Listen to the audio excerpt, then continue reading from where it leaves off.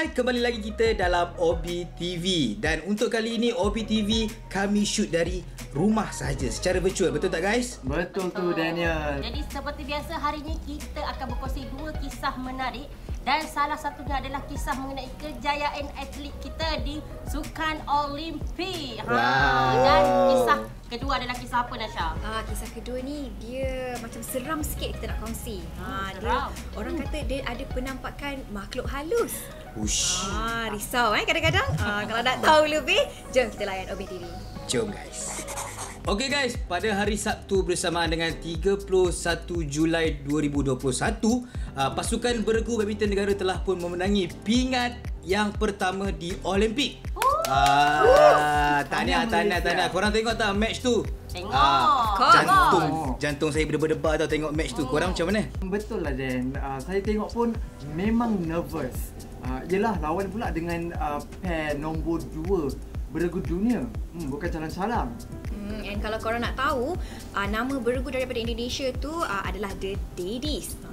And bukan itu saja, Aaron Chia dan juga Wu Yi sebelum ni telah menumpaskan tim beregu ranking nombor 1 tu, iaitu The Minions. Power kan? Kejayaan mereka membuatkan rakyat Malaysia tersenyum. Siapa yang duduk flat ke duduk apartment mesti tahu yang memang diorang sorak satu macam wow macam gitu. Betul tu Pika. Lagi satu, dengan kejayaan mereka ni kita bakal saksikan era jaguh badminton yang seterusnya. Sebab apa? Sebab diorang ni masih muda lagi tau. Sama juga macam Lee Zijia tu. Orang kata dia ada abilities untuk menggantikan Datuk Lee Chong Wei. Cakap pasal Datuk Lee Chong Wei, ada satu post di IG story di mana beliau mengatakan perlawanan beregu Malaysia itu telah membuatkan dia bas keti. Basah ketiak. Baru Datuk tu tahu perasaan kita selama ni macam ni bila tengok dia bermain sebelum ni kan. Saya yang tengok dekat rumah ni pun saya sama-sama naik macam duduk kat mamak juga. Ya, betul. Orang cakap kan yang Sukan Malaysia ni sebenarnya sangatlah menyatukan kita semua. Apa-apa pun kita doakan semoga atlet yang berada di Jepun sekarang memberikan lebih kejayaan. Lebih kejayaan pada kita semua. Ayo! Majulah sukan untuk negara. Ayo! Okey guys, berita yang seterusnya adalah kisah seram. Sebenarnya banyak tau kisah seram yang viral di social media. Tapi kami ambil yang betul-betul seram lah. Betul tu Dan. Minggu lepas saya dengan Ash pun sebenarnya ada kongsikan mengenai kisah seram di mana seorang lelaki diganggu ketika dia nak balik rumah. Dan kali ni pula mengenai individu yang berkongsi bila dia diganggu dengan makhluk halus. Okey, sebenarnya dalam video ni dia berdurasi 16 saat. Dia menunjukkan yang ada seorang lelaki ni dia nak keluar dari rumahnya. Tapi tak lama lepas daripada itu dia ternampak ada sesuatu yang menakutkan. Dahlah video tu gelap manalah tak seramnya. Kalau saya berada kat situasi tu memang tercampaklah telefon. Tetapi video tu nampaklah lelaki tu macam panik ke takut sampai mengucapkan kalimah-kalimah subhanallah, astagfirullahalazim. Memang masa seram betul lah tu. Betul-betul Pika. Tapi apa yang membuat saya menjadi muskil dalam abang tu takut-takut. Dia sempat lagi record segala-gala kejadian pada waktu tu lah. Kalau saya wallahualam lah, mungkin handphone tu dah tak ada kat tangan saya. Kan, tapi korang rasa kan yang dalam banyak-banyak video yang mereka ni semua kongsikan, real ke tak sebenarnya? I pun tak sure real ke tak. Ke diorang ni saja buat sekadar konten, nak famous, nak viral. Taklah, tapi kan bagi I sendiri, I rasa taklah semua konten. Mungkin ada yang betul juga, cuma kebetulan dia memang macam pegang telefon tu dan sempat rekod momen-momen tu. Apa-apa pun di atas niat kita lah. Apa yang penting, janganlah semata-mata untuk konten korang sanggup nak redah hantu tu. Betul tak? Hantu betul. Jangan buat main jangan buat main. Okey guys, untuk episod Obi TV kali ini, berita yang pertama kami nak berkongsikan mengenai Sukan Olimpik yang kini berlangsung di Japan. Korang tahu tak, nak masuk Olimpik ni bukan senang tau. Betul tu Dan. Dan nak masuk Olimpik ni macam-macam persediaan yang kita kena buat. Ambil masa bertahun juga tau nak siapkan segala preparation, persediaan dan sebagainya. Setuju. Kena train dari segi fizikal dan yang paling penting mental. Tapi itulah, sekuat mana pun diorang berlatih, pastinya lah semua penat lelah mereka akan hilang jika mereka menang pingat. Betul tak guys? Betul. Tapi yang tak menang tu tak semestinya mereka gagal. Sebab apa? Bagi saya, kalau dah masuk Olimpik tu pun dah cukup membanggakan. Dahsyat tu. Betul tu. Jadi kepada anda di luar sana, janganlah kecewa ataupun marah kepada atlet kita yang sudah mencuba sedaya upaya untuk membawa pulang pingat Olimpik. Sedih bila tengok atlet lompat tinggi Lee Hook Wei menangis dan meminta maaf sebab keputusan yang dapat tidak memuaskan hatinya.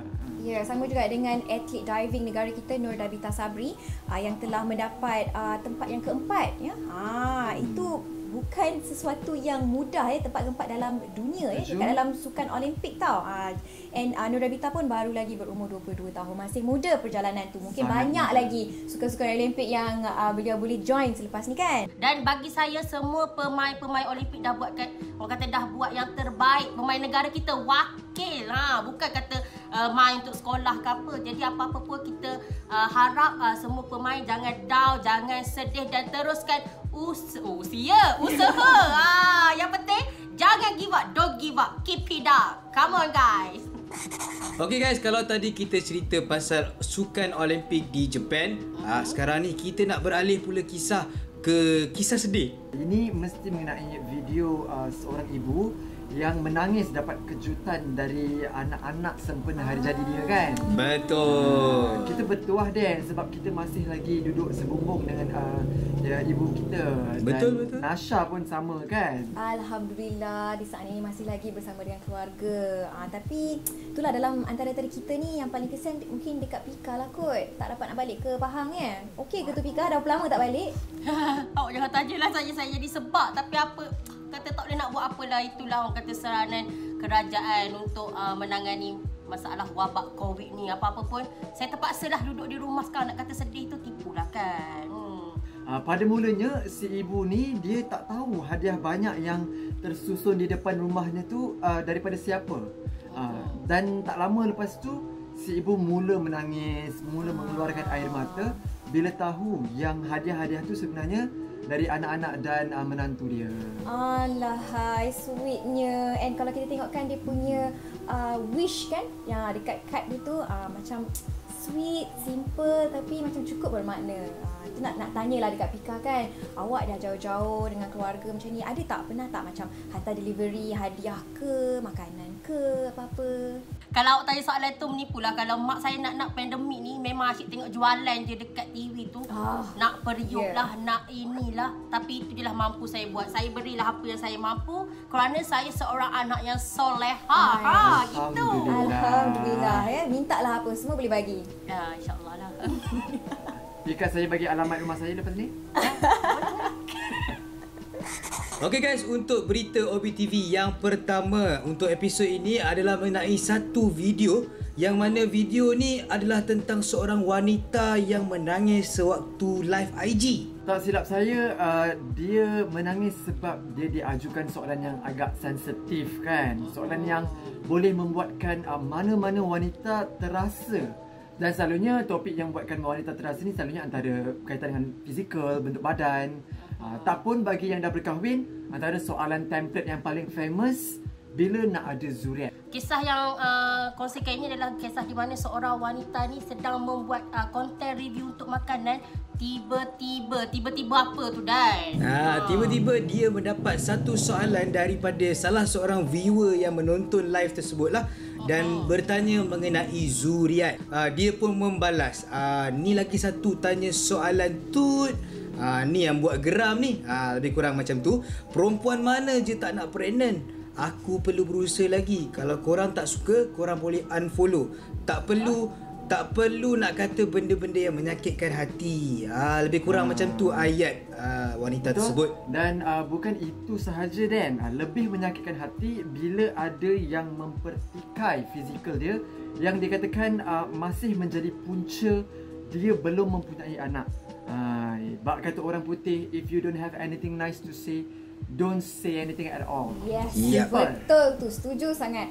Benda orang kata ajal, maut, jodoh, pertemuan ni semua bukan kat tangan kita, di tangan Tuhan kan. Jadi kalau orang nak kata belum sampai lagi masanya, belumlah sampai lagi. Jadi janganlah nak provoke kan orang kata benda-benda macam ni. Seperti yang kita semua sedia maklum, kita ni sebagai manusia tak akan lari dari melakukan kesilapan. Dan macam kisah yang kami nak kongsikan ni, nasib menimpa seorang remaja perempuan apabila dipercayai telah terlanjur.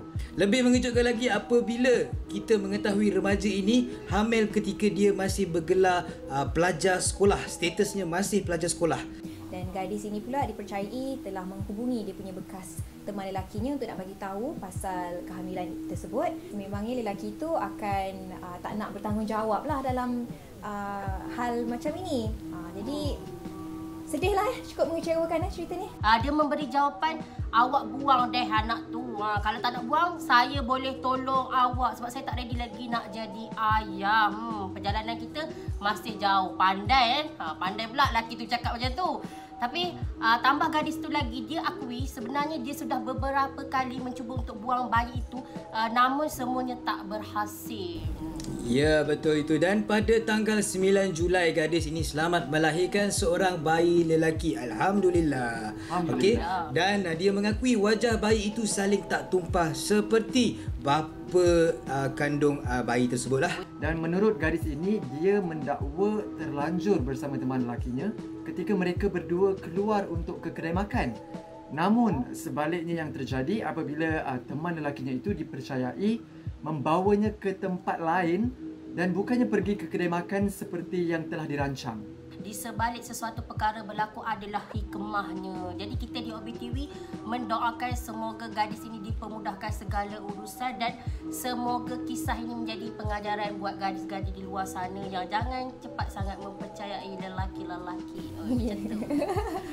Risau. Okey, sekian saja OBTV untuk kali ini. Untuk artikel-artikel yang menarik, korang boleh pergi ke www.obulan.com. And kalau korang nak tengok video-video yang best pula, jangan lupa untuk subscribe di YouTube Obulan Official. Sekali lagi kita nak ingatkan yang OBTV bersiaran setiap Jumaat, Sabtu dan Ahad jam 6.55 petang hanya di TV9. Dan dengan itu saya Patch Mono. Saya Daniel Nawawi. Saya Nasha Nazari. Saya Syafiqah Sahaimi. Sampai Jumpa berjumpa lagi. Assalamualaikum. Bye. Cuando saya action, cuando suruh saya cakap.